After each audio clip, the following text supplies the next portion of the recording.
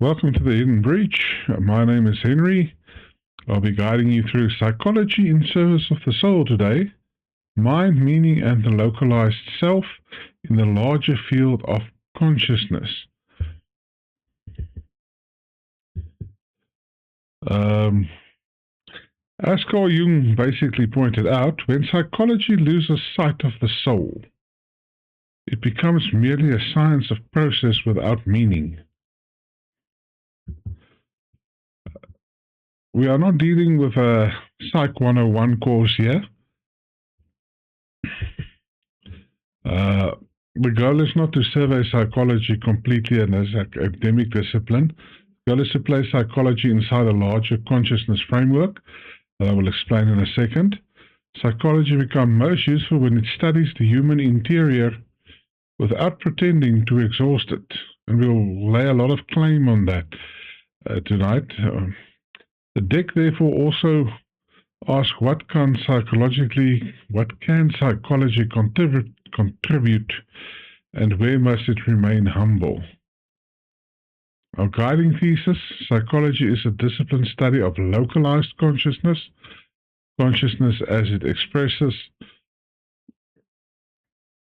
through mind, soul, body, relationship, behavior, and development, wound, symbol, and meaning. And you'll see how that plays a role in the different schools of psychology. Its task is not to replace mystery, spirituality, or religion.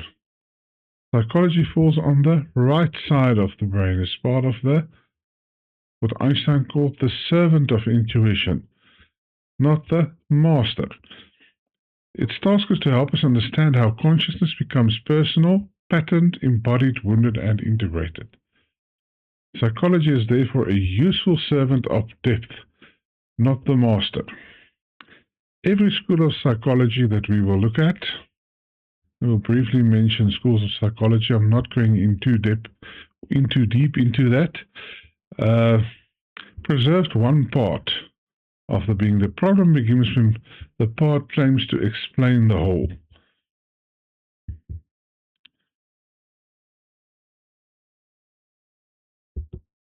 So in essence, as part of mapping 6 areas of consciousness, we did videos on mystery, spirituality, and religion, which represents the right side, the irreducible side of consciousness. Now we are moving into the left brain side, the reducible. I'm not going to use the word reductionist because in my world that is a swear word, but the reducible. We're looking at psychology first because it gives us sort of the appetite. Within the next couple of videos, we'll be looking at philosophy, and philosophy is the key. Just like mystery is the interpreter on the left-hand side. On the left-hand side, philosophy is your interpreter, and everything flows through that.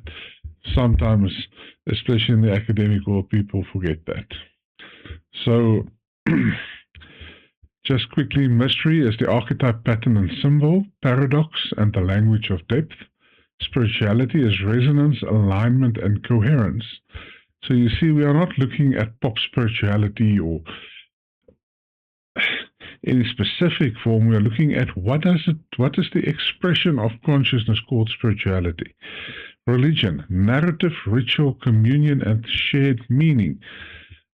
These are pre-physical religions and what people have made them and what people are experiencing. Let's step back and see what is the expression of consciousness.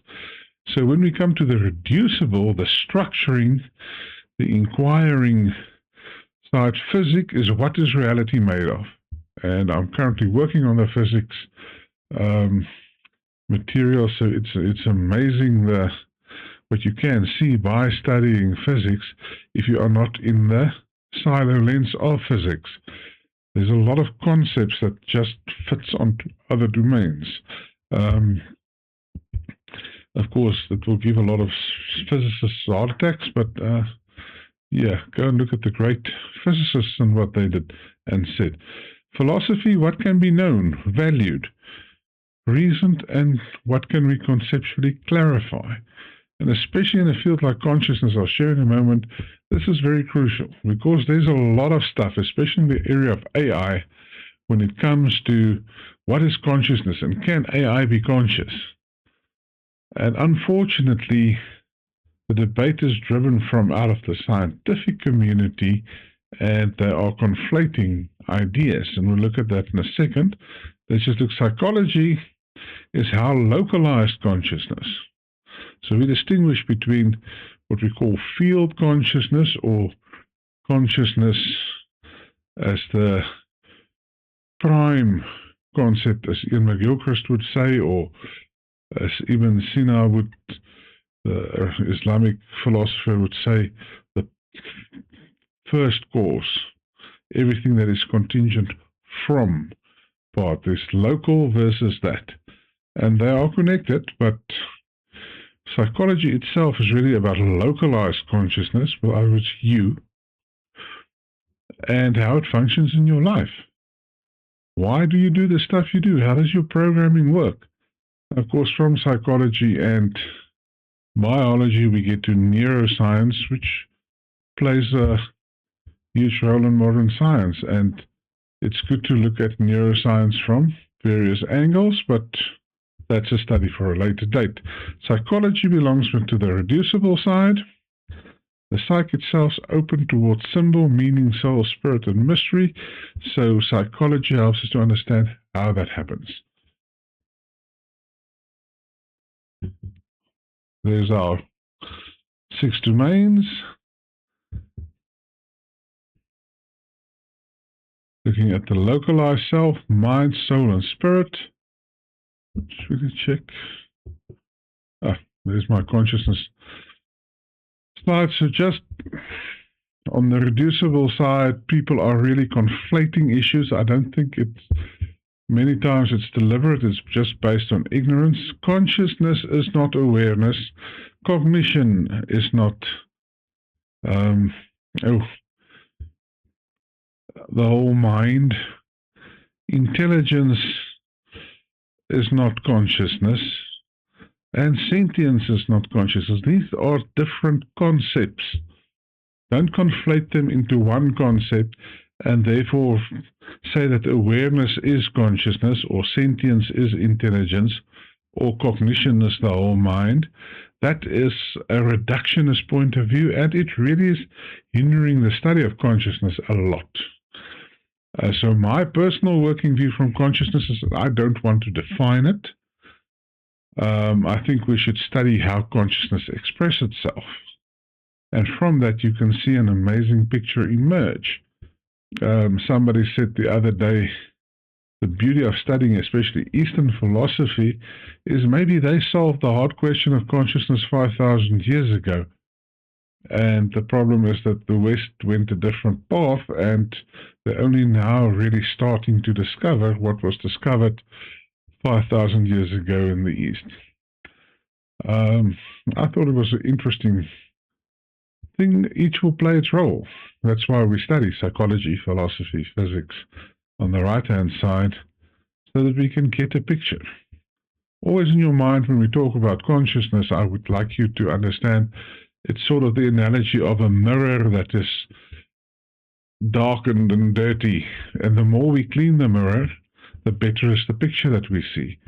The problem is we can never clean the whole mirror and never see the true reflection.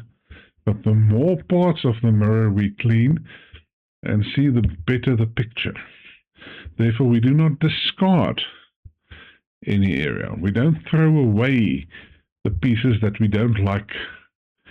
And sort of, I will make a lot of comments with always sort of an anti or a post-reductionist point of view, because in my personal view, reductionism is toxic. I'm saying it openly and I'll stand with it. It's a very lazy way of looking at the world, and I can understand why siloed institutions love it, because it's easy to clarify, classify, and sign the check. So that's, once again, going on about reductionism. Let's come back to psychology and consciousness. Consciousness is the possibility of experience. What is interesting is that is why also we will look in our next video on the observer. The observer is something that consciousness naturally produces. And there is not one type of, there is different forms of the observer, sort of every possible level of consciousness, which makes it amazing. Coming soon. Awareness is presence within the experience. Can you focus on the now? What are you aware of now? That is your conscious experience at the moment. Sentience is the experience felt. That is important for our localized consciousness concept of mind, soul, and spirit, the soul being the experiential part of consciousness. Cognition is processed experience. Always ask yourself what happens when a very hungry lion walks into the room. You are not asking whether it is a fearless Liu and is it really a lion, what is the color of its hair? No. You recognize in your mind pattern, predator, danger. You align with and become coherent with survival, and you get out of there. So understand that cognition specifically has a very specific sort of process that can happen very fast, but it doesn't start with the measurement, categorization, and classification. That is the last step.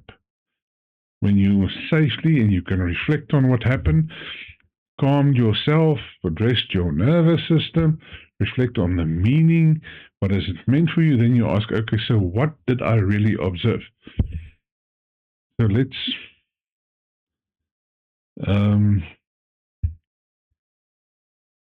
come to a picture of consciousness from a different perspective. Of course, intelligence is the adaptive response. So that's my take on consciousness. You don't have to go through it like that, but you know, when people say there's like 444 theories of consciousness, by definition, they all have to be wrong. I'm just putting it out there. The moment you clarify something, you have to demarcate it. And if you demarcate something other than out of first principles, you're already in trouble, especially when it becomes something that we simply cannot define. So, something to think about. Consciousness does not reduce function. Do not try to define it. We don't try to define it exhaustively. We study what consciousness expresses and therefore get an idea of what we think it might be representative of. But once again, if you really go into the deep physics, no human being will ever truly be able to understand what consciousness is. Because you need to understand outside of reality to do that. It's just the law of observation. But we use these expressions to understand from a wider and a better angle. So come to me on the journey for psychology. There might be in the beginning, especially not a lot of reading. So it might be a bit boring. You know, what is Freud's contribution? What is Piaget's contribution? But there's a reason we have to do it. So bear with me as we move through it, so you can see how we put psychology as one of the main areas in the study of consciousness. The localized consciousness. In our video on localized consciousness, we stated that the mind, spirit, and soul is the one axis. The other is, of course, the mind, body, and communion link. So you'll hear something about a guy called Adler in a couple of minutes. He makes sure that we don't forget the social dimension. which out of my work has become very important to understand the fourth dimension. Even when you look at the Greek story of philosophy and how the Greeks approached the world, you see that there's an unreported part which is always social, and that is part of the human being, its connection to others.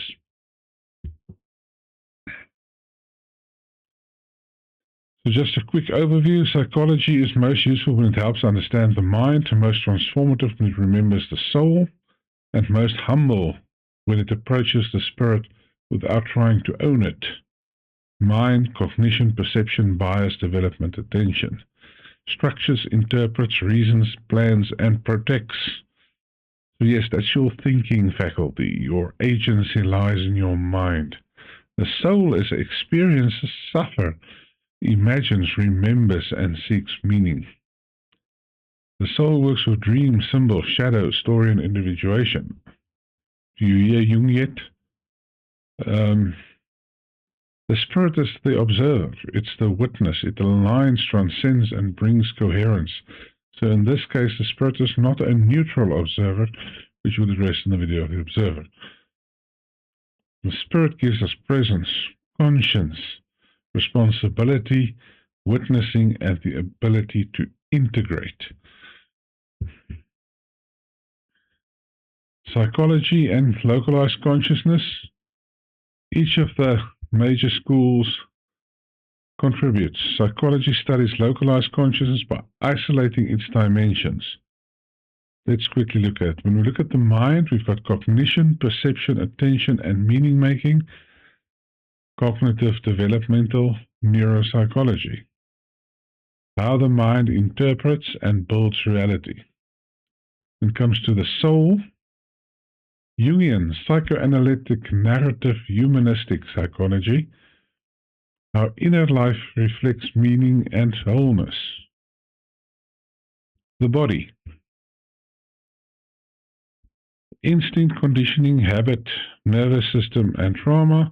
Here you'll find behavioral trauma, somatic, and evolutionary psychology. And evolutionary psychology, I will point out, is very potent, but it does not explain everything. How experience is embodied and patterned. Relationships. Adlerian.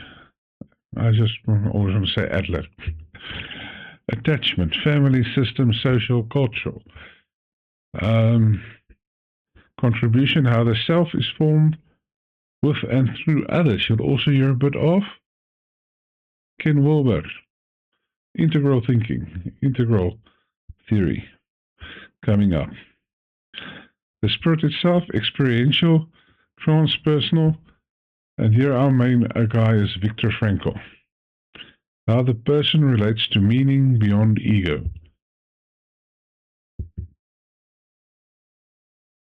So, psychology is not the whole map. Placing it in the larger field of consciousness does give us a very crucial key to understand the map. It deals with thoughts, emotions, memory, behavior, conditioning, identity. And we've got major contributors. So, the problem is not psychology. In fact, psychology is crucial of studying consciousness. The problem is reduction. Psychology becomes dangerous only when a partial lens claims to explain the whole being. The issue is not psychology itself, but the human being is not a single dimension. Therefore, we have mind, heart, soul, you can say mind, spirit, soul, all blending together. What reductionism does and why it is so toxic, it normalizes, pathologizes, explains away, reduces symbol to mechanism, collapses soul into process, and mistakes the part for the whole. When we place it properly, and we look at psychology from The broader perspective, it clarifies, it differentiates, it names patterns, supports integration, serves meaning, and helps the person become conscious. Think of the Jungian statement that if you bring it out of the subconscious into the conscious, it can be integrated. So, I see that each school preserves something very specifically. The realm of thought and reason, the mind, the depth, feeling, and meaning, the soul, body, wisdom, the living system, relationship, the field connection,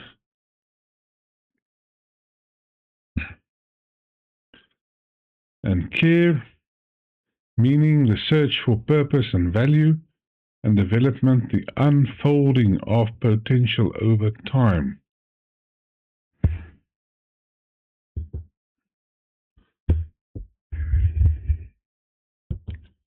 So, get that right. Psychoanalytic Freud, the hidden wound, unconscious conflict, repression, desire, and early life. Jungian depth, the symbol, soul, archetype, shadow, dream, myth, and individuation. Adlerian psychology, the relational self, belonging, striving, inferiority, contribution, and social interest. Existential, Frankl, the responsible person, meaning, freedom, suffering, choice, and responsibility. As I walk through this, I hope you can sort of just grasp that these are different pieces that fit together. And we should never, never, never just keep them separate. Each has a very specific lens that gives us so much information. Developmentals, Piaget, Keegan, and we'll talk about both Piaget and Keegan. Growing mind, stages of cognition, meaning making, and complexity. Behavioral psychology, patterned action, conditioning, reinforcement, habit, and repetition. Cognitive behavioral therapy. Interpreting mind, belief, thought patterns, and reframing and interpretation. So for all the maximum Maltz paradigms people, there you go. You don't have to agree with everything, but it's a very, very important part of the picture. Systems, attachment, trauma is our 8. The embedded self, relationships, nervous system, family patterns, safety, and embodied memory. You see there's a lot of people currently talking about regulating your nervous system. Can you do it by addressing the symptoms of effects? Or do you need to understand the underlying causal structures? That's for you to discover. I'll put it out there, think about it. Each school protects one dimension of the human being. The task is not to reject any, but to place them correctly and start seeing the bigger picture. So once again, this is not an exhaustive study of psychology. I'm not trying to replicate a Psych 101 course. I'm not a psychologist, I'm a coach. So personally, for me, it's really the passion project of actually developing a real good model of the self and how we synthesize the self so that we can better experience our reality.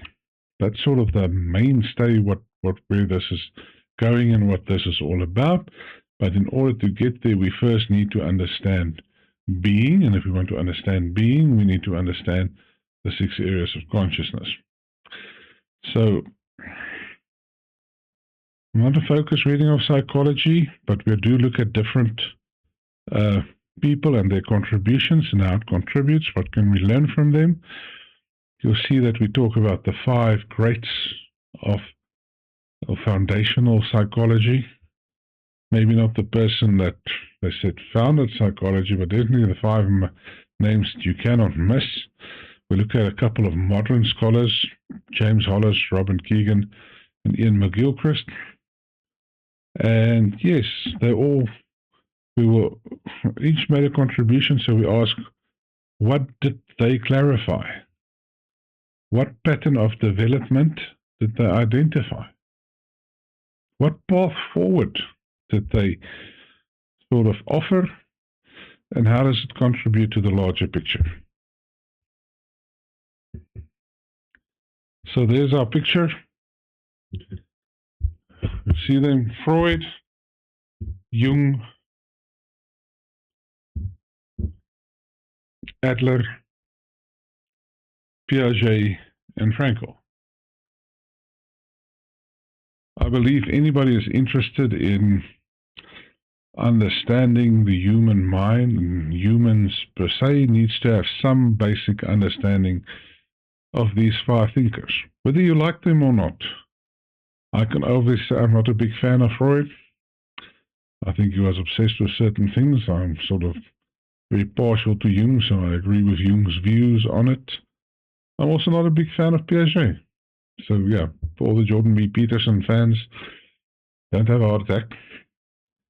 But Adler, I think, is relevant because he grounds us back into relationships. Jung, for me, is seminal. He is everywhere when you study consciousness, and yet no one talks about him. And of course, Frankl himself. You don't have to like him, but what he went through and what he learned by being in a concentration camp and suffering the horrors of the Second World War. What an immaculate person and an immaculate story for all of us to learn from. So yes, seminal book, Man's Search for Meaning, Viktor Frankl. Get it. It's any serious scholar needs to have that on his mantle.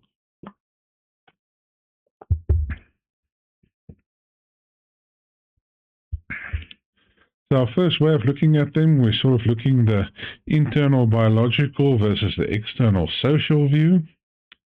Sort of on a horizontal axis, we look at the soul existential versus the mind and cognitive functional.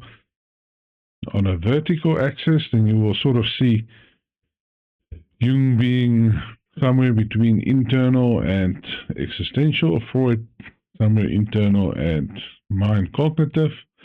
Piaget is and that's why it's so popular, straight on the cognitive functional. We see Adler being more on the external social cognitive functional, and Frankl being sort of once again on the external social soul existential side. Let's just look at Jung: collective unconscious myth, symbol, shadow, self. He brings us archetypes, individuation, and the symbolic soul. Frankl: meaning, responsibility, future-directed purpose, suffering, choice, consciousness, and purpose. We'll go to all of them individually. So that's sort of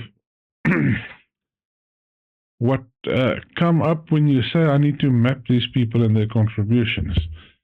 So let's look at them more specifically. Freud, the hidden self. Yeah, there's no discussion of psychology without Freud. You don't get to do that. He is sort of the big, when psychology really stands on its own 2 feet. The unconscious becomes central to psychology. Childhood repression and conflict shape adult life. The person is not transparent to himself. And that is seminal, a seminal idea. Not being transparent to yourself. When people say, why don't you just do that? He is repeating the same thing over and over. I got no further advice from him. It is because you don't understand his own programming. Do you understand your own programming? Without Freud, we can't go there. So his contribution, he names the wound, defense, desire, and projection. It gives us a language. Shows localized consciousness begin hidden from itself. How many times does one have to hammer on that part? Provide a doorway into the defended and wounded self. And I would add, lays the foundation for Jung. Yeah, I know, I just committed blasphemy in psychology, but as I said, I am partial to Jung. For the simple reason, just once again, let's talk about it when we get to Jung. Freud himself, unfortunately, has got this issue as Mr. Obsessed with the sexual and determinism. You agree with his techniques and his findings? Unfortunately, a lot of it is true. What we do with it, that is where the discussion comes from. From my reading of Freud, we start getting the foundational map of the hidden psychic material. Selfhood begins with the discovery that the psyche is deeper than conscious intention. Jung. As I said, Jung comes up everywhere.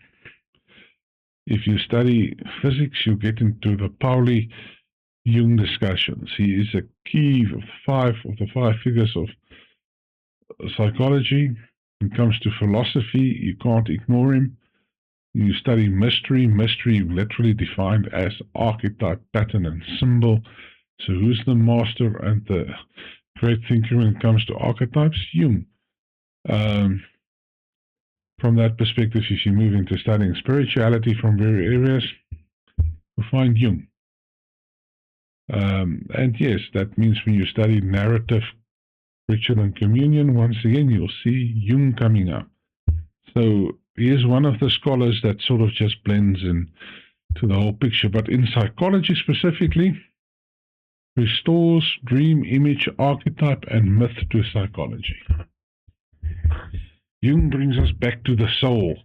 That's why I said don't let it go. The soul is key in understanding the psyche. It's not just a cognitive machine. Moves from symptom alone towards individuation.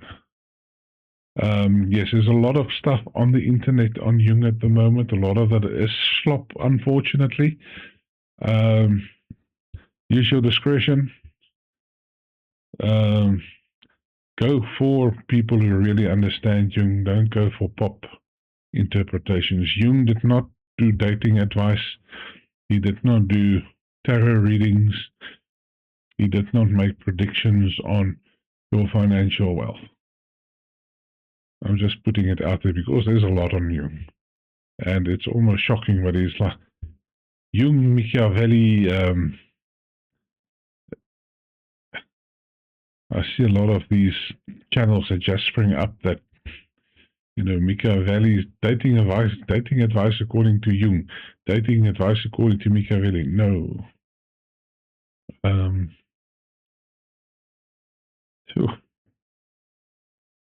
So Jung introduces the shadow, the self, collective, unconscious, contribution to our work. He protects the soul dimension, the ability for consciousness to have an experience, which is the definition of consciousness.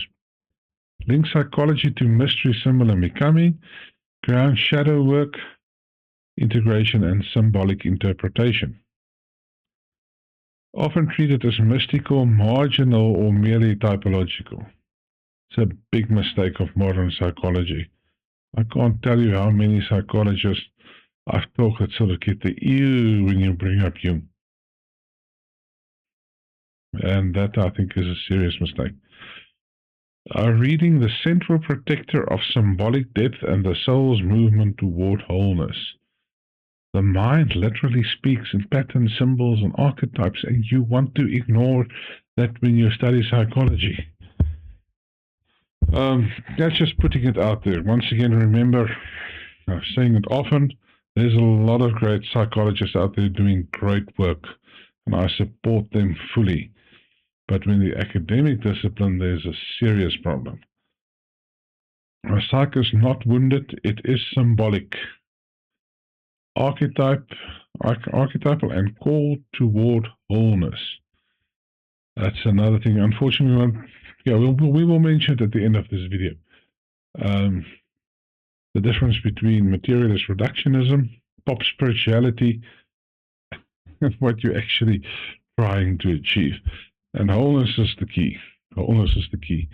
Once again, why Jung is such an amazing contributor. Adler. I must admit, a year ago I didn't know about Adler. I actually learned about Adler from industrial psychology students while hosting a Stoicism workshop.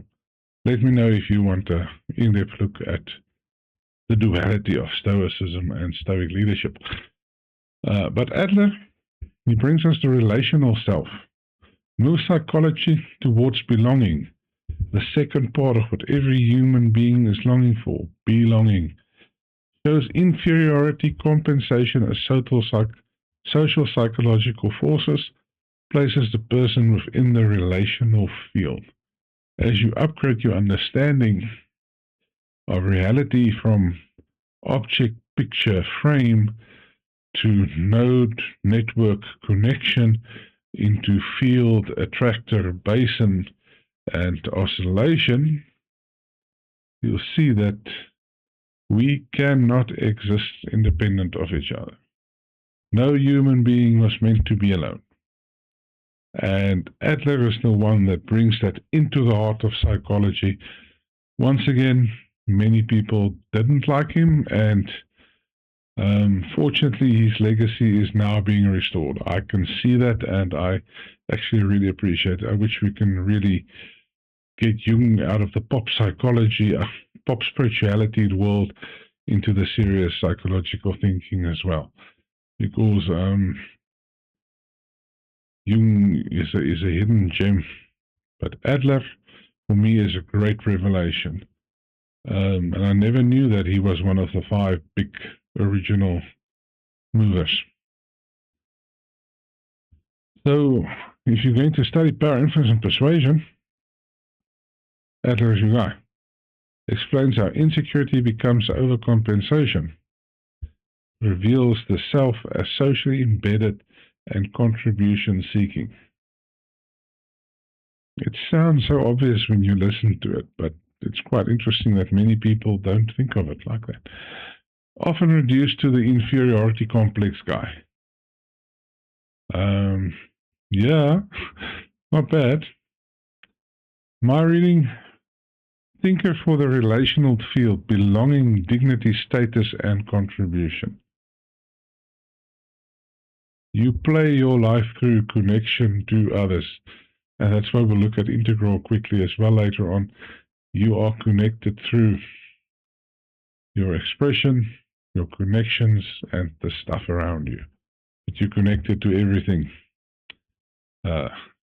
What was the movie from Tom Hanks where he built the relationship with the soccer ball or the football ball?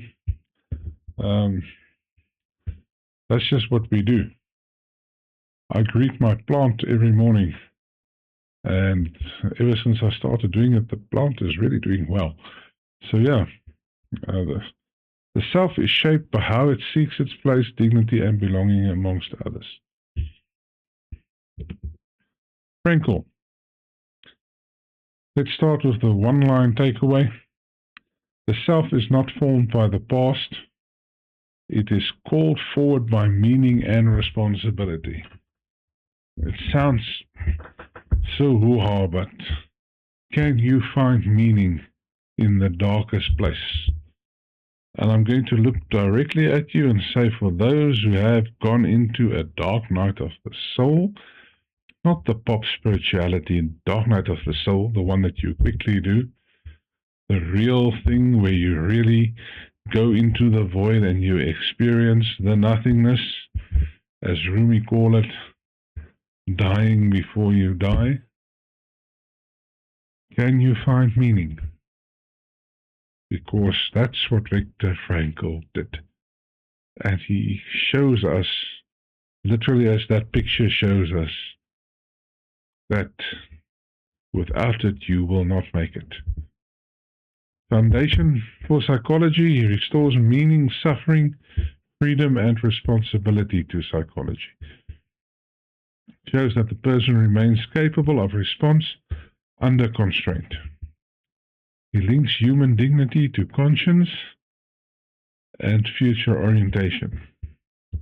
In my work, he connects purpose to inner alignment and meaning to encounter with reality. So the link is to spirituality. Bring psychology close to spirit without becoming dogma, one of our enemies. We've got two now. Dogma and reductionism. Supports responsibility, choice, and meaning beyond ego. People reducing to inspirational, find your meaning. Man, just find your meaning. Find your goal. It goes a bit deeper. That is further on in the videos that we are doing in terms of being. I call it the 7-pointed star. We've looked at agency and busy with the observer. That's the first two. Then we'll go into embodiment, oneness. Then we'll get to the self and meaning and purpose before we really talk about consciousness.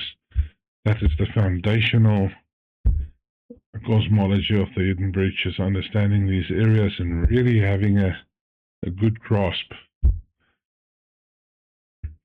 of them. And Frankl is key, of course. And that picture is just stunning. You'll see at the end, I will bring you back to it. Often reduced to most inspirational, our reading foundational, the responsibility of self-conscious and future-directed purpose. Difference between meaning and purpose. Purpose is where you're going. Meaning is, can I find that I'm on my way to my purpose right now? Piaget. I think Piaget came into the more secular view through Jordan B. Peterson, for good or bad. I'm not going to judge there. The self is not only hidden, symbolic or relational, it's cognitively structured and developmentally unfolding. So also in the AI debate, you'll see a lot of people actually talking about the Piaget version of psychology and the structures of mind, as AI seems to be reproducing these structures as well. Does not mean that cognition equals consciousness. Foundation for psychology, Piaget, shows that cognition develops through identifiable structures. Explains how the mind builds reality through stages. Turns development into a central psychological concern. So it does lay the groundwork for great thinkers like Robert Kegan, even maybe for Ian McGilchrist. Contribution to my work, use the framework and necessary architecture of mind. Explains why people interpret reality from different developmental structures, very important, and as I said, prepares the way for thinkers like Kegan and his stages of adult development. Often thought maybe his child development. He started when he was very young. He was a keen observer of human behavior, and he really left his imprint on the world in a massive way. So once again, brilliant, brilliant person. So the selfhood and the me and meaning making comes together in Piaget. So now we move on to a couple of modern thinkers. 3 modern restoration thinkers that I find very useful. Besides James Hollis, Robert Kegan, and Ian McGilchrist is my 3 people I will look at to find depth, meaning, inner summons, This is development stages in the evolving self. Attention to modes of wholeness. Let's go a bit deeper here. So our first person is James Hollis. You can watch this, lots of YouTube videos of James Hollis himself. He's one of those people I can just listen to him for hours. Over a lifetime, so much wisdom, so much compassion, and so much insight. Amazing thinker. For modern psychology, he of course extends Jung. He is a Jungian psychology by definition. He's not ashamed of it, and he is really leading that school of thinking. So he makes Jung contemporary. Restores vocation, meaning, inner summons, and individuation. Treats psychological life as a call to enlargement, not just adjustment. James Hollis would say, your mind is a meaning-making machine. You as a human is a meaning-seeking organism. Contribution to our work here protects the soul dimension within psychology. Of course, extension of Jung. Supports meaning, purpose, shadow work, and the second half of life. I think this is also, when you come, Keegan and Hollis intersects, we find, unfortunately, that post 40, most people are only in a position to really start discovering who they are. That's just the nature of the human life cycle. And I don't know the answer, but if I remember, I'll come back to it when we talk about Keegan. Because Keegan, sort of his stages also maps onto Robert Greene. Supports meaning, purpose, shadow work. He frames the psyche as summoned, not only as wounded. It's not something to be fixed, it's something to find a path. The healing comes through walking the path. Mainstream view, he sort of reflected Jungian, wrote a lot of good books on Jungian psychology. Key bridge between psychology and becoming. When we work with meaning and purpose, I think James Hollis is pretty much the one that we will look at first. Our takeaway is the psyche does not only need healing, it asks for enlargement, meaning and response. You want to be part of something bigger than yourself. It's basically what it boils down to.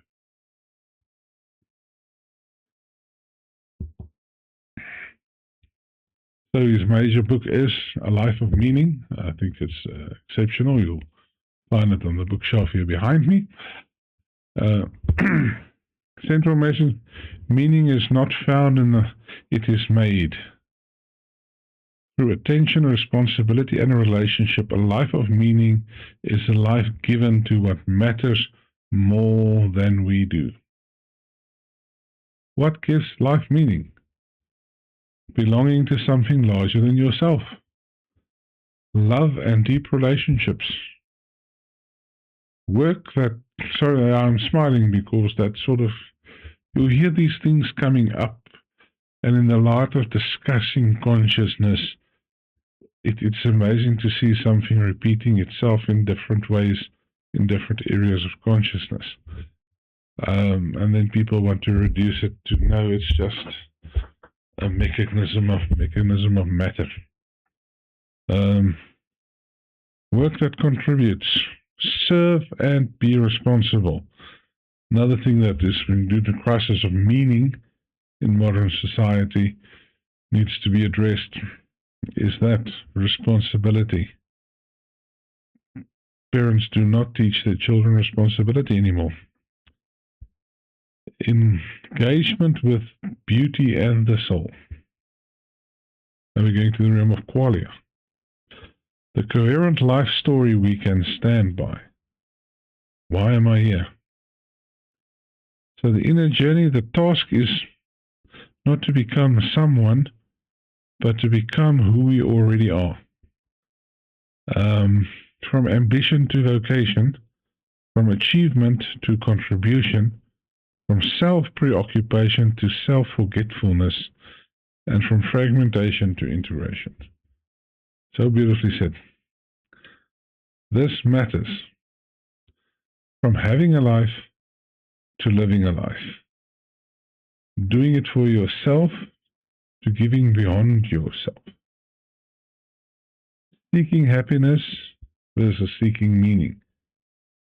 So yes, the lie that you were told is that certain things will give you happiness and that will give you meaning. Got your causality cycle wrong. Controlling life to participating in life.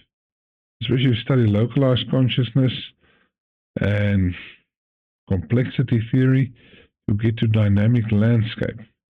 You are not here to control the environment. You are here to navigate it.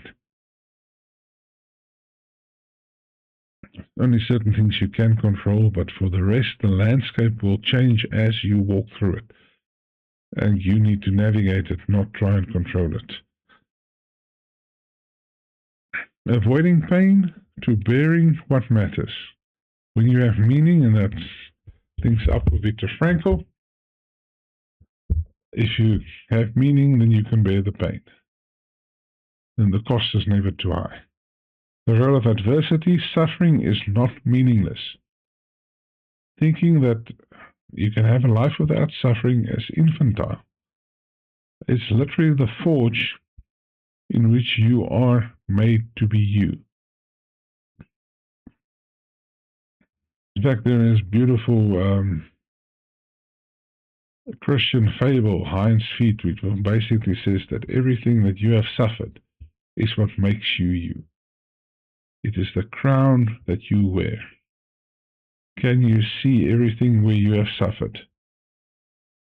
Every part, every failure, every rejection as being your glory, not your shame. Very, very powerful when you study self-compassion. So we are being called to a deeper life. What breaks us can also initiate us into a greater understanding of who we are. Practical wisdom, pay attention to what evokes aliveness, follow the thread of what matters. And this is so important. I've had such bad experience in my own life because I didn't understand this. And yeah, that's maybe a whole thing for another time when we look at Jung synchronicity and prophecy and prediction versus just it is meaningful in the moment. Make communities and keep them. Commitments, sorry. I'm a bit tired, but yeah. So once again, linking to Adler. Not just its commitments to others and yourself. Create rhythm, rituals, and reflection. That's not my strong suit, so got a lot to learn. Leave something meaningful behind. What happens when we leave? It's one of the 5 primordial questions of being. In fact, it's the last one. Someday you will leave this world, this reality. What do you leave behind? Do not fall into the trap that it has to be your genes. Isaac Newton had no children. It is more relevant 300 years later than many of his contemporaries. Just a thought, so the soul is not hungry for happiness, it's hungry for meaning. A life of meaning is not about perfect circumstances, but about conscious choice. One of the things you need to rediscover when studying being is agency. Suffering you will have, but you have agency to what to do with it. It's a life aligned with soul, lived in service of what is true, beautiful, and good. Our next thinker, Robert Kegan. I actually discovered him because I read Mastery, and I went into Robert Greene's evolution of stages of mastery. And yeah, it's basically Robert Kegan. And from the socialized mind all the way to the self-authoring mind. And unfortunately, as Kegan says, how many people are 70 years old, but they're still stuck in the mind of a 19-year-old? And you can have people in their 20s already having a self-authoring mind. So it's not about age, but it's about the mind developing. So I don't want to go too deep into it. You can really read up on it. Extensive. Also, Robert Kegan has a couple of videos on this. But he does develop a constructive developmental psychology. Are you just responding to other people? Are you sort of managing your own life, or are you authoring your own life?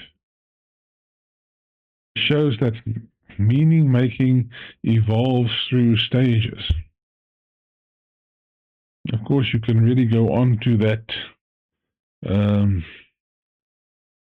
and think of what someone like Elon Musk, he's literally not just self-authoring, he's authoring an entire ecosystem.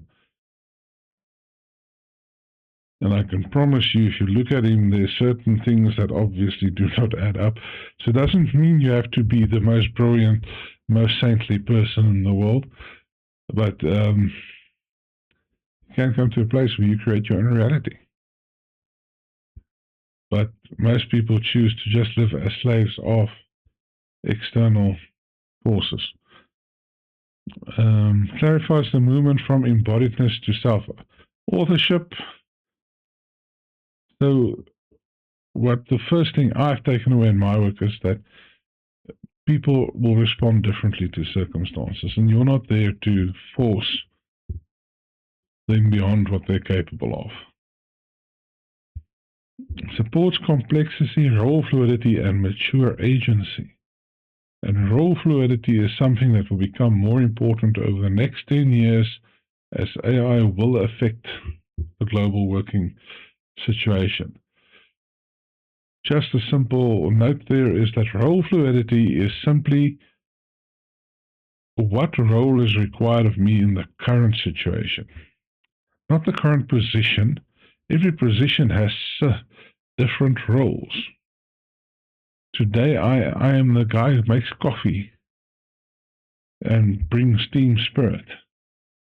Tomorrow, I need to be the badass strategist that has got it all together and think of where we're taking our section. What is required of me in this situation is role fluidity. Provides the developmental architecture behind meaning making. So before you just set out and just write out your goals and go for them, the socialized mind cannot do what the self-defining mind or the self-authoring mind is. So my solution is always start with synthesis of the self. Build yourself. Because as you build yourself, your relationship to everything around you will change.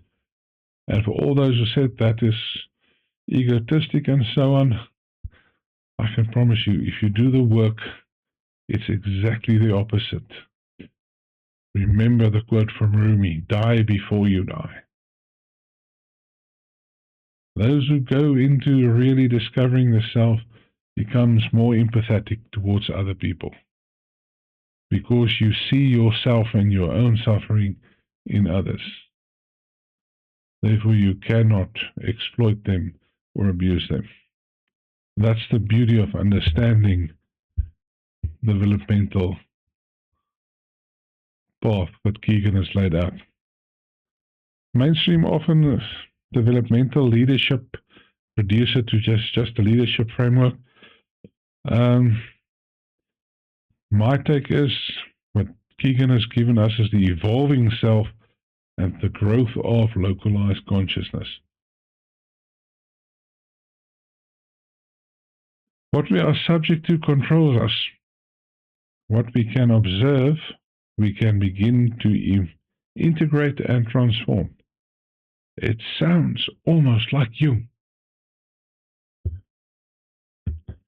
I'm not going to go too much into the depth of I've already explained sort of the parallel to Robert Greene's mastery and what Greene explains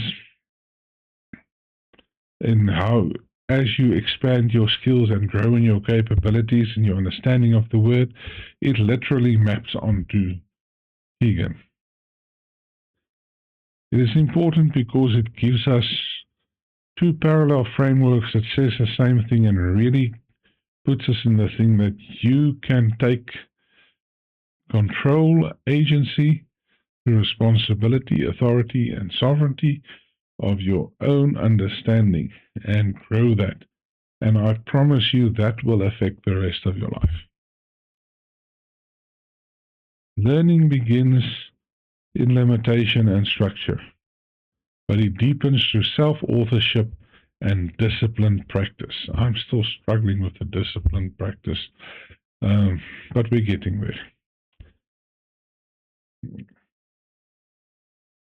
Really going into originality and adaptive mastery. Most people have given up on creativity because they're afraid of what creativity might bring to them. And yet that is the key of why you are here, is to express that creative side. That's why Kegan is so seminal when studying psychology. The more we develop, the more we can learn. Intentionally integrate complexity and shape the reality we are able to inhabit.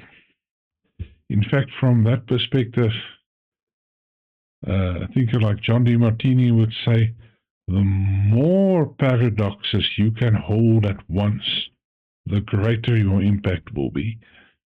That's something to think about. Ian McGilchrist, of course, most famous for his authorship of a book called The Master and His Servant.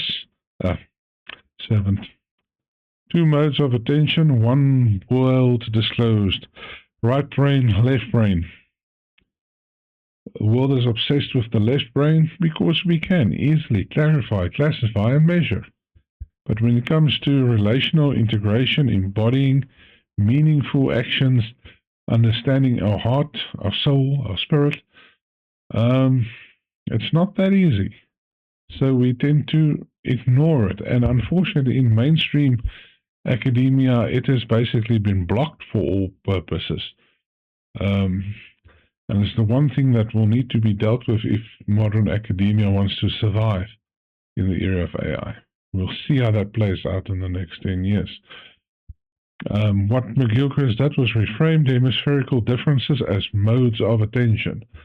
And we'll get later when we talk about Jill Bolte-Taylor, some stuff on in the end to just lift up the discussion more practical. It's very important to understand the different roles of the different parts of the brain. It shows that the way we attend shapes the world we inhabit. How you pay attention shapes your outcome. Restores context, relationship, embodiment, and wholeness. What I take from it is, of course, my 6-domain architecture of consciousness. It's literally through Ian McGilchrist that I said, but let's look at what does this mean. Right brain is what? Left brain is what? And I came up with right brain. Yes, I know about religion. Spirituality and religion is not the same. It's played different roles. But there's something missing here. The right brain is obviously, the left brain, sorry, is psychology, it's philosophy, it's physics, it's the main domains. But on the right side of the brain, when we have religion and spirituality, there's the thing called mystery, the language of consciousness. So I credit Ian with inspiring that part of my model, and it's really opened a lot of insights for me. And that's partly why I'm doing the Hidden Bridge. So if you don't like it, blame Ian McGilchrist. Yeah, people like to have right brain, left brain. I think it's more complex than that. Read McGilchrist. It's a profound account of tension, reality disclosure, and divided modes of consciousness. Attention is not neutral. No attention is neutral. The moment you focus on something, you're no longer neutral in any way. The way we attend discloses the kind of world we are able to inhabit. Think of that relationship that didn't work out, or the one that never was. Maybe it's because both of you could not inhabit the world where it could. Just putting it out there. Let's drop the pop spirituality and all this stuff. You cannot live outside the way you think. And therefore, what is your capability? The moment you understand that, life just opens up. Oh, that didn't work out. Why? Yeah, well, I was not able to handle it at the time. I could not accommodate that. Not the other person's fault that you didn't have the capacity. As I say, it takes two to tango. Anyway, thank you, Ian. So just quickly, the master and his servants. The master is attention, living, whole context, relationship, metaphor, embodiment, openness to depth. These are the things that you cannot classify, categorize, and measure with scientific equipment. Well, saying that doesn't mean it's not there. The emissary, or as Einstein would say, the servant, that's why he wrote emissary, but Einstein would say the master and the servant. Narrow focus, analysis, categorization, control, abstraction, utility, and grasping. That function is the servant of the irreducible sign. So yeah, what can I say? I've already discussed most of it. Let's just look at the one-line takeaway. When the emissary rules, reality becomes a mechanism. When the master leads, wholeness, meaning, and depth can return. Isn't that just an absolute representative of where we are in the world right now? So, we just there is your three tonight on America's Most Wanted modern psychologists and critical thinkers in the area of psychology. James Hollis, what the soul is asking to become. What is the soul asking to become? Consciousness. Oh, conscious. Where in your life are you now, and what needs to express itself? Keegan, what structure of meaning making is organizing the self? And McGilchrist, what kind of world is being disclosed by the way we attend to it?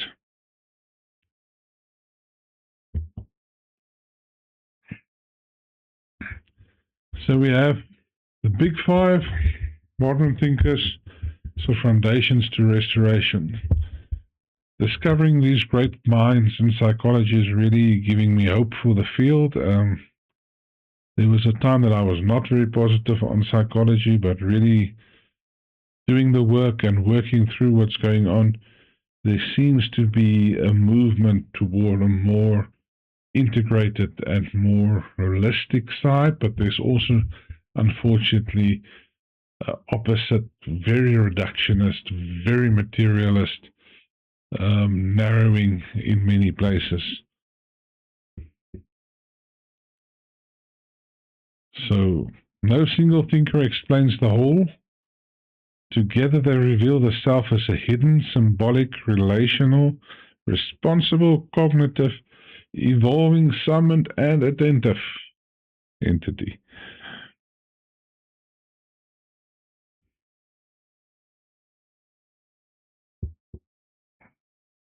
Right.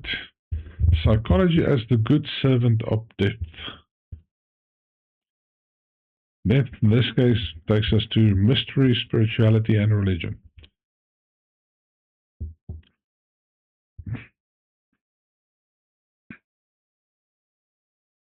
Psychology helps interpret symbols without exhausting them. Mystery.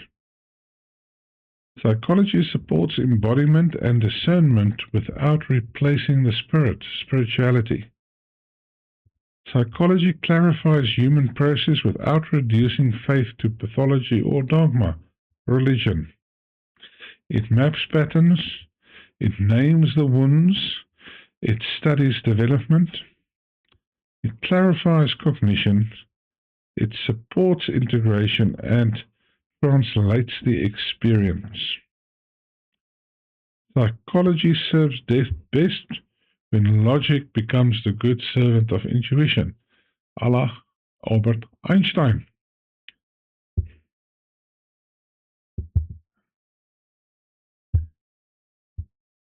What does psychology contribute?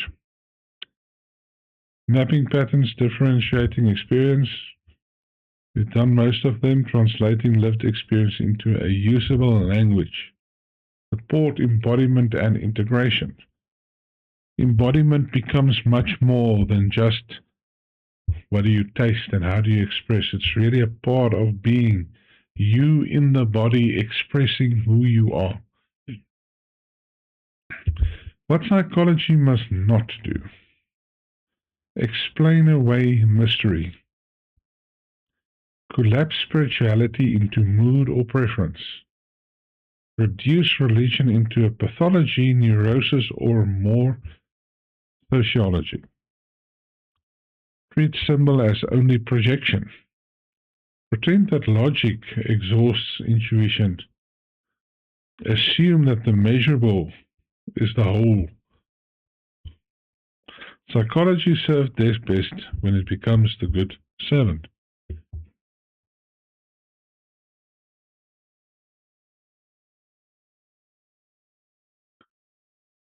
So once again, clarify, differentiates, names patterns, supports integration, serves meaning. That is the servant. The psychology becomes the master. It reduces, pathologizes, normalizes, explains away, and collapses the soul into a process. It is become, in that state, it does not address what really needs to be addressed. What matters for my work and what we are doing at the Hidden Bridge and in what I call the apotheosis ecosystem, in advanced perspectives on problem solving, it's about thinking, it's about cognition, problem solving, perception, and developmental complexity. Synthesis of the self, we're looking at identity, the story, the shadow, the self-understanding, and of course, synthesis of the self. Emotional alchemy, to go way beyond emotional intelligence, the wound, the emotion, the nervous system regulation, and the transformation. And of course, seeing it in others. Power, influence, and persuasion. It is all a mind game. Power, status, influence, projection, and relational dynamics. Navigating the human mind is, of course, literally psychology, a bit of neuroscience and cognitive science, but it's there. Just from a wider perspective. Navigating bias, awareness, cognition, and the inner process. Apotheosis. Remember, apotheosis means becoming more than you thought you could be. It's about integration, individuation, meaning, agency, and becoming. The more you discover who you are, the more your world changes to literally enhance yourself and your effect. More you are externally focused and not sure of who you are, the more the world will hammer you to try and show that to you. So I'm not using psychology to make people normal. My look at psychology here is how to help people to become more conscious, more integrated, more responsible, and more capable of meeting the dynamic landscape of reality. I probably should have stopped here. And then I thought, well, we need to look at making this practical. And up came the thought, well, you did not address Gestalt, integral thinking, and of course the world of coaching. So here we are.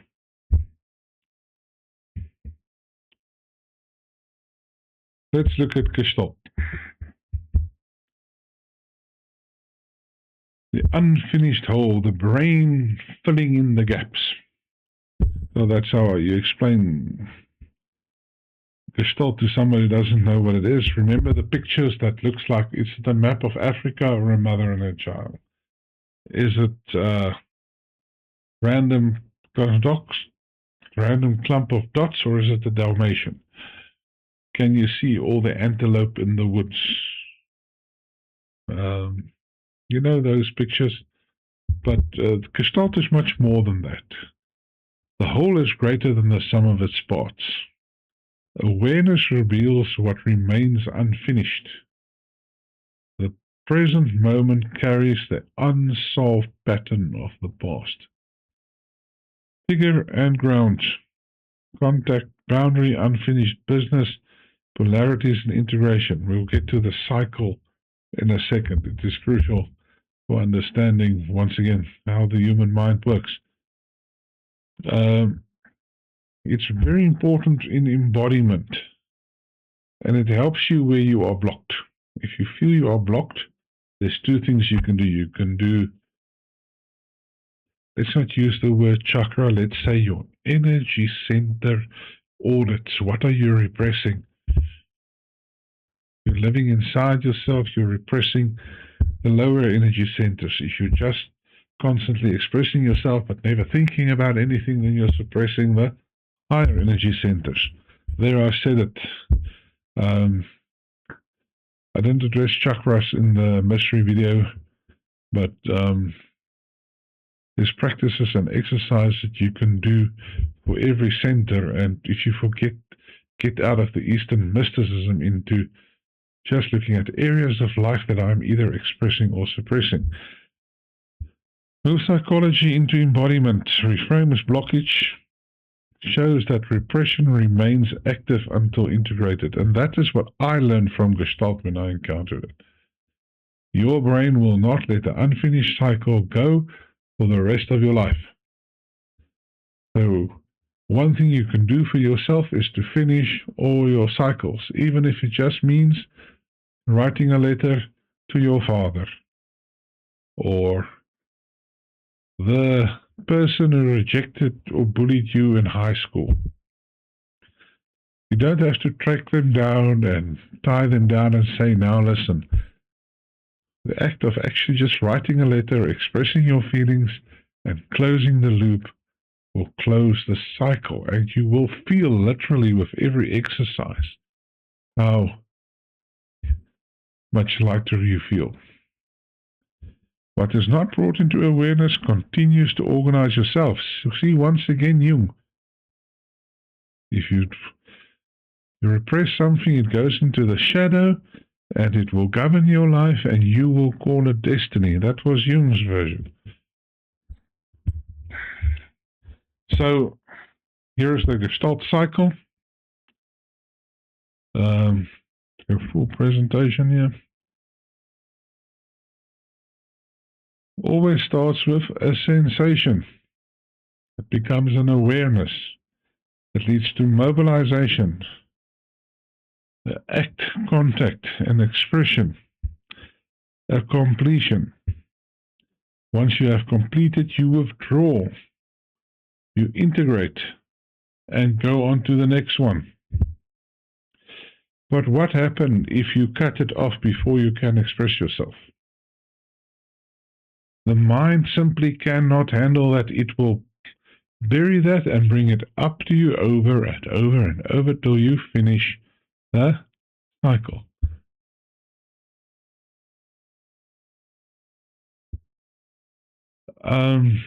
Very powerful, and also because we get to coaching, the wound is often not the event itself. You go back to the step before, and you go close it from there. It's a very powerful way of especially healing wounds and dealing with trauma. Then you've got integral thinking. It's always funny how one guy, Ken Wilber,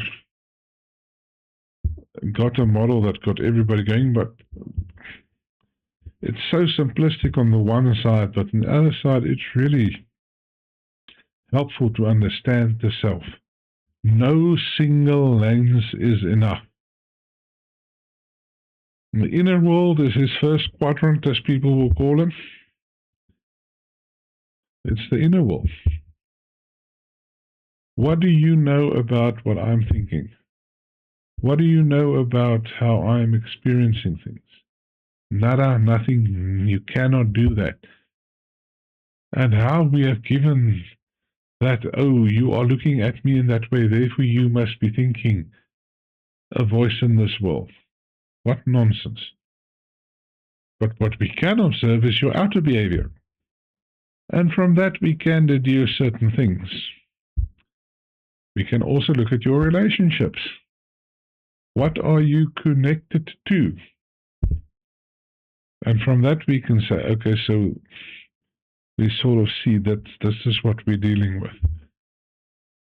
And what is the systems and structures that you operate within? Because you do not stand apart from them, you are part of them.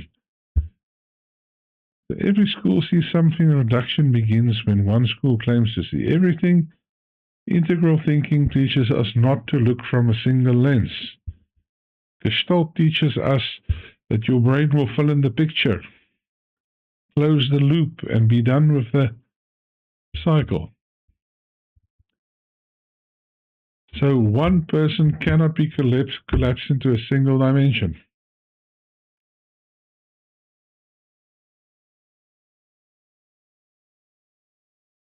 You are not your brain only, you are not your behavior only, you are not your trauma only, cognition only, culture only, system only, pathology only.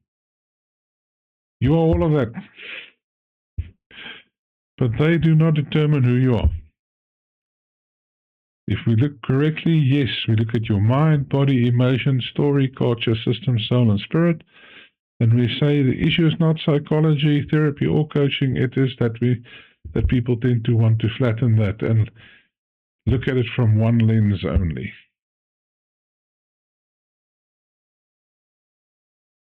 Unless we see the whole person, we cannot transform. Coaching, a world that I really do know something about. I'm a professional coach. And the difference from psychology is always up for discussion. Lots of people don't understand what coaching actually is. They think it's about giving advice. They call people standing and giving you workshops about new systems coaches. They are not. They are business advisors. So let's look at it from this perspective and in the world psychology. There's also a lot of psychologists who are very good coaches. I will say that one of my mentor coaches was a clinical psychologist her entire life, and what a brilliant person. Psychology asks what explains this. Therapy asks what needs healing. Coaching asks what can be observed, what can be chosen, and what can be enacted. We also always say that coaching is where do you want to go from where you are. So why coaching is so special to me, it's here we turn psychology into agency. We take what you are, where you are, and we say, okay, now from here, where do we want to go? How are we going to do that?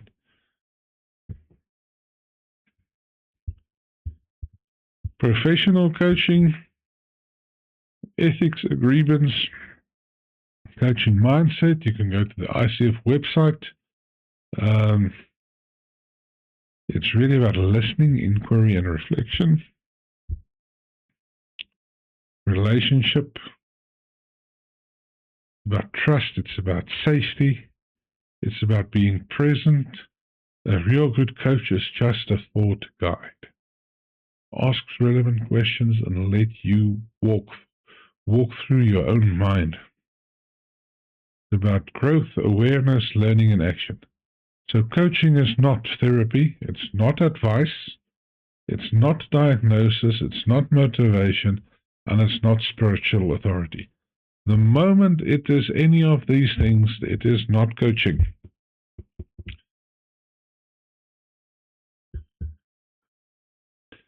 Different schools of coaching, different approaches to coaching. As you grow and become a certified coach, you encounter various of them. I'm not going to go through all of them. Lots of psychologists will become cognitive behavioral coaches. It's about belief, interpretation, and action.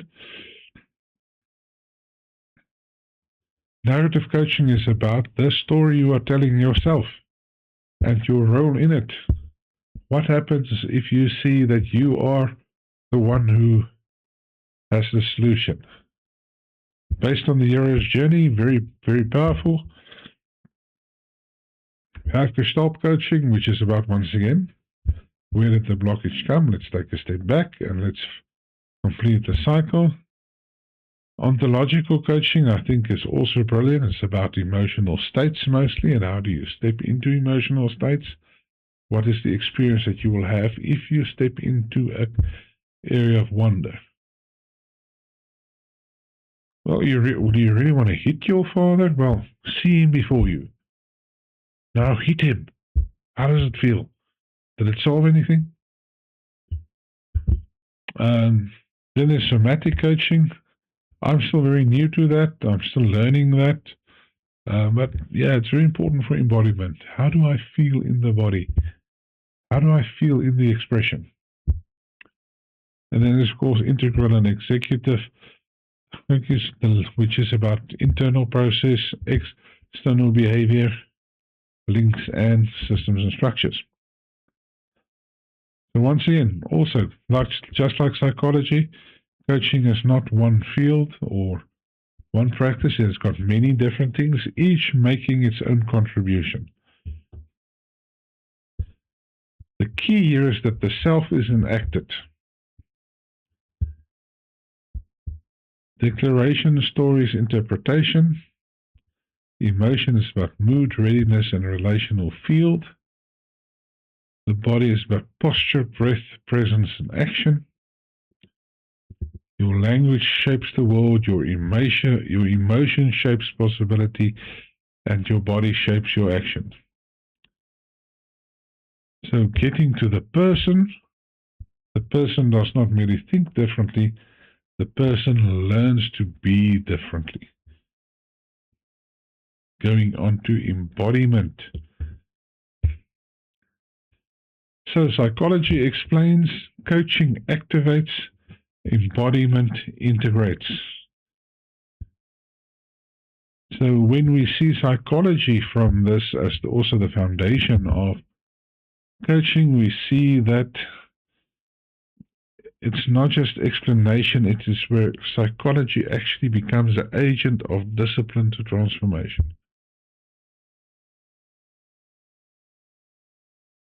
See clearly, choose wisely, act purposefully, integrate deeply, and live to the whole.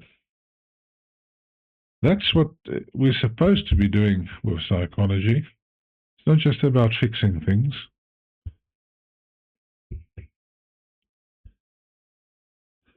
So yeah, understand the pattern, integrate the self, serve the becoming. Psychology is crucial in the path to apotheosis. Psychology gives us the language, and the process of apotheosis turns this understanding into an integrated becoming. Remember the question from James Hollis. In my current circumstances, what is it that seeks expression? That's a dangerous statement. So let me be clear about this. Maybe it's anger. Maybe you should just feel anger, because society tells us that it's bad. I'm not saying go and act upon it, but when last did you allow yourself to feel it? Maybe you need to feel sad. No, but you need to be happy.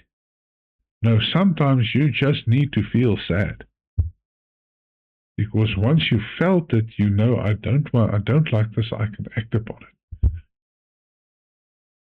That's just on the emotional side.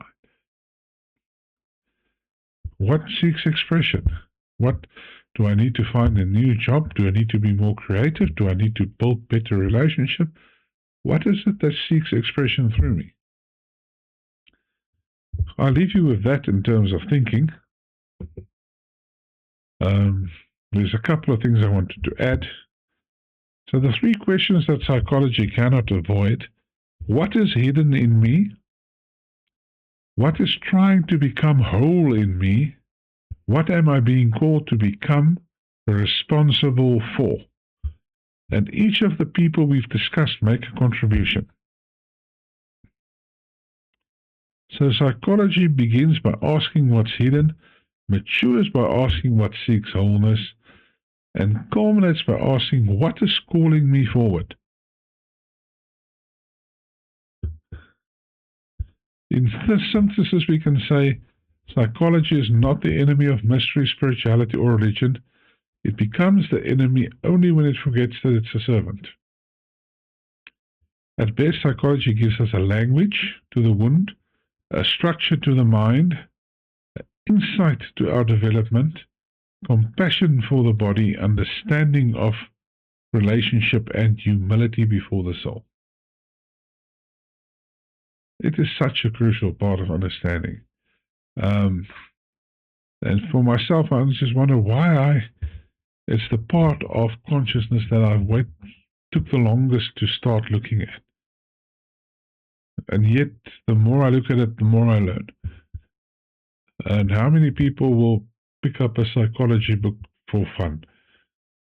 Well, hopefully if you watch videos like this, you'll get what you need to get. Or at least go and watch videos from real good people about, like James Hollis, Robert Keegan, Ian McGilchrist, Jung himself, or Jungian scholars about Jung, Frankl, Adler, Piaget. Dare I say, Jordan B. Peterson before he lost his mind? Yeah. So our task is not reduction, but integration.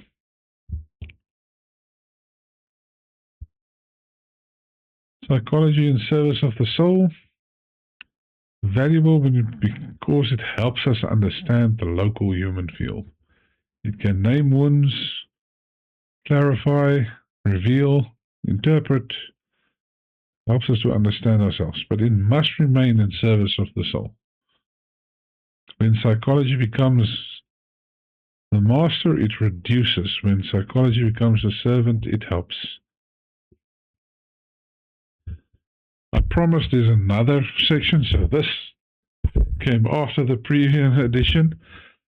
I said, look at it. Pop spirituality promotes transcendence, enlightenment, awakening, and ascension. Materialism, as its opposite, tells you to achieve, to have static certainty, to obey and conform. They both promise liberation through the avoidance of integration.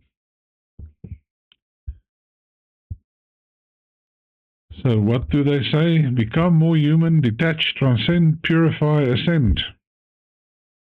Or achieve, comply, perform, conform. Be acceptable to the system. Both of them relies on an egocentric, unintegrated self. What I derive is that the truth lies in acceptance is the first step. Ending the war with what is. Don't try and escape it. Don't try and bypass it. You are here. You are now going through the experience. Accept the first. Presence. Let me be here in the now. Let me experience what I need to experience. Wholeness. Integrating divided and rejected parts of the self. I am learning to be whole. As you experience it, you will discover oneness, another part of our seven part of being, recognizing I'm participating in a reality larger than myself, but I am part of it. So the goal is not ascension. The goal is integration. Stop resisting. I remain with what is. I integrate what has been divided, and I participate consciously in the whole. Growth is not a departure from the self, but an increasing capacity to inhabit it.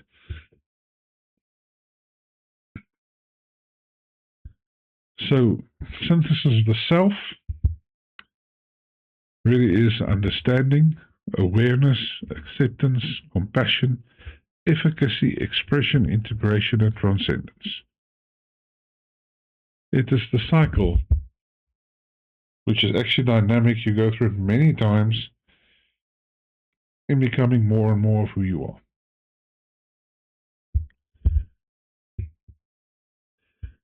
Two modern writers that also have a contribution to make, Jill Bolte Taylor. Whole Brain Living is the book that I'm referring to, but he's a stroke survivor, so my Stroke of Insight is actually her first book, also very good. Basically expanded on what McGilchrist would say in terms of the brain has four characters, and you need to manage all four. It's not about trying to write one off. Each one plays a role. Left thinking, structure, language, planning, boundaries. Left emotional, past conditioning, protection, fear, reactivity. Right emotional, plan, connection, play, connection, empathy, and experience. Right thinking, perspective, possibility, intuition, present, and awareness. Wholeness is not the victory of one part, it is the conscious coordination of the whole brain. Beautiful insight. Thank you, Jill. Lisa Miller, another interesting author, a pioneer of the science of spirituality. The Awakened Brain is her book, and she demonstrates that we have an innate capacity for spirituality, which is meaning, connection, transcendence, sacred participation through development, mental health, resilience, and clinical insight. So it's not just about belief, it is about perception and participation. Also, what brilliant insights to take us further and start restoring psychology into something.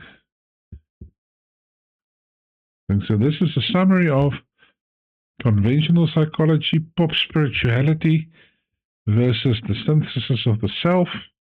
Remember these four words: acceptance, embodiment, integration, participation. It's about being whole.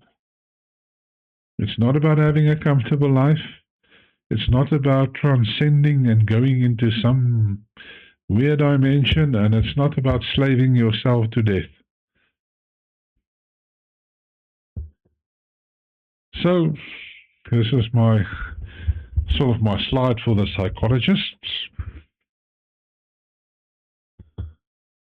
I like to say Jung would put his pipe in his mouth and just say, I told you so. Why didn't you listen? Psych does not disappear when it is ignored. The soul is part of the psyche, and if you ignore it, it will somehow seek expression.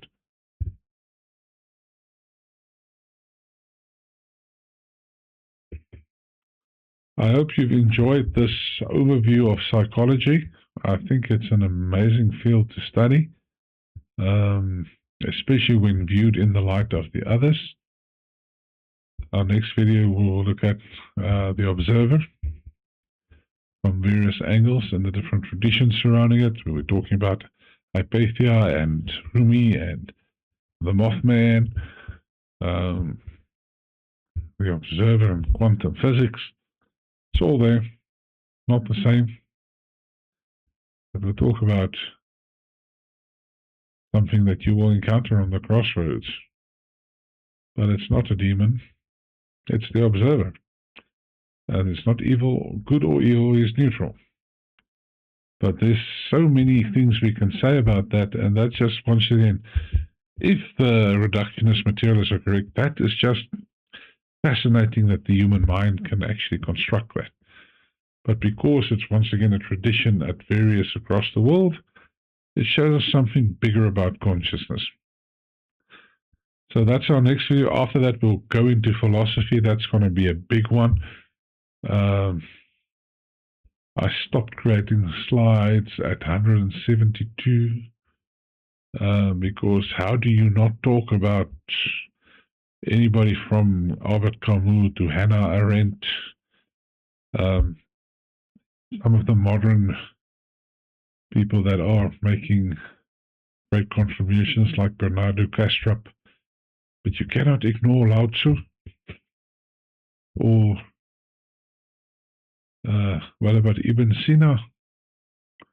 Talk about the great tradition of Western thinkers without neglecting others. All part of understanding consciousness. So we go back to ontology, epistemology, teleology, and axiology, and we will introduce a couple of concepts that comes up when I look at philosophy.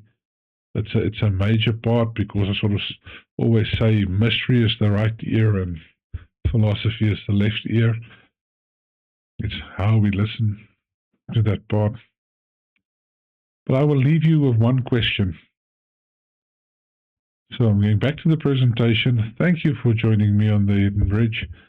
I hope you've learned something, and I hope you are inspired to start discovering more about psychology, but also about yourself and how your mind works, your psyche, and how it links to the rest of your conscious experience. So,